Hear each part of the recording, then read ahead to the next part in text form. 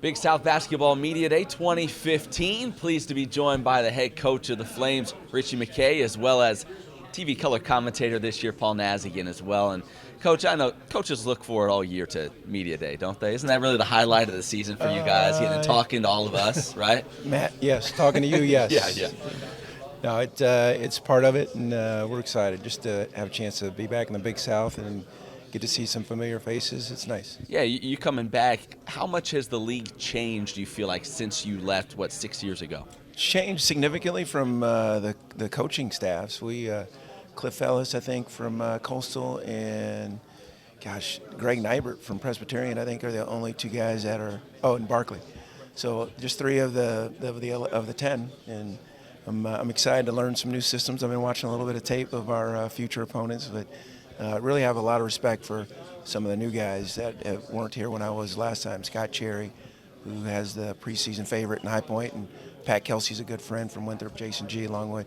I'm really excited to see how we fare against those guys. Yeah, Coach. You've been at it hard for a couple of weeks now with the guys. A lot of new faces. Just give us a little overview of what you've seen so far out of the team in practice, and your thoughts there. Well, Paul, do you have any eligibility left? I do not, unfortunately. You saw us on Saturday, and I tell you what, our guys they're compliant. We're inexperienced. We lack scoring. We lack a little bit of rebounding, but we don't lack effort, and we don't lack enthusiasm. So I think for our group, we're just going to give our very best effort every day, and I wouldn't put a ceiling on what our group could accomplish. So I think the character's high, and I think their commitment level is high as well. You know, usually you get to this time of the year and coaches are just itching to get on the court, play in real games. For you, with your situation, do you wish you had extra time with this squad just to kind of keep implementing what you do, or is it time to see what they do under the bright light? Yeah, no, great question. Every coach would like more time. You never feel like you're ready enough. But we have some close scrimmages coming up, and I'm anxious to see how we do against another uniform. If we can just get healthy, because AC and Calvin have been out for a little bit, and Ryan Kimwright just came back, and he's looked really good.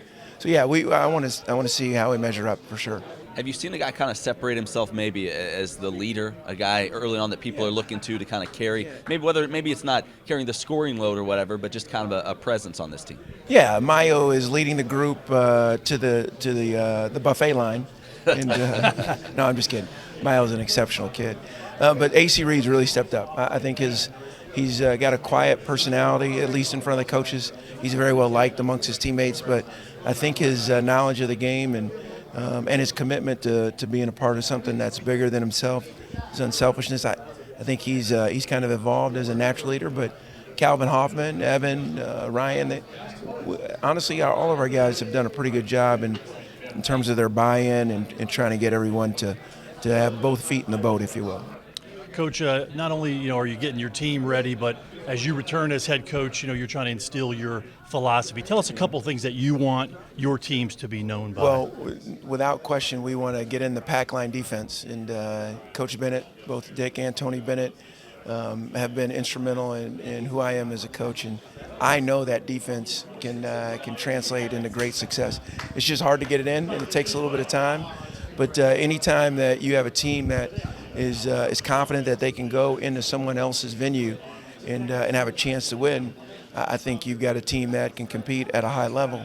And I know we did that when I was at UVA because of our commitment to the defensive end. So first and foremost, we got to get that in. And then secondly, I want to have fun. I want our guys to play in such a way that they enjoy the game, but we're competitive, and they're not as inhibited or restricted on the offensive end as I think coaches can do for guys. So we'll see how long that lasts. But I think trying to get our system in, that's where we're at right now. Quick scan of the roster doesn't take long to realize there's not a lot of size with your bunch. Does that affect what you do compared to what you would like to do, and how do you kind of maybe tweak what you're going to do this year just because of those limitations? Yeah, of course it affects it because Evan's 6'11" and Ezra's about 6'9", and I'm asking Ezra to kind of play out of position a little bit. But it is what it is, and we don't look at it as an excuse. We just look at it as a way that maybe we can tweak our system to give us an advantage or two. And I think for us, recruiting's gone really well, and player development is something we're really committed to. So I think if we can continue to just get better today, I think we'll be on the right road. And for a group of guys to have the buy-in that they do in just 6 short months, I'm really pleased and blessed by that. Coach, a lot of new rule changes this year in the game. Maybe just your thoughts on some of those, and will they affect how you play, how you coach them? Well, Carl Hess came in and visited with our group, former Liberty great and all-time leading scorer, as he alluded to. Just kidding. But, some of the things that I think will be different is they're really trying to speed up the game. You really can't put your hands on the offensive player, and I think that's been an emphasis in practice. From a coaching standpoint, you can't call a timeout anymore unless it's a dead ball situation. And so you'll have to have players who really understand when a team needs a timeout. And I think just some of those special situations and game management deals are going to be new for us all, but hopefully we'll get used to them quickly. Do you see the shot clock being an issue with how you like to coach and how you like your teams to play?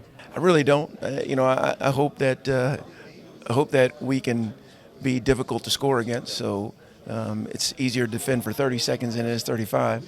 And offensively, we've never had to worry about the shot clock. So I think our guys like that. But we want to take good shots and we don't want to turn it over. So when it comes on the clock, that's not a big emphasis for us. Coach, lastly, we should mention preseason poll came out. You guys were picked to finish last.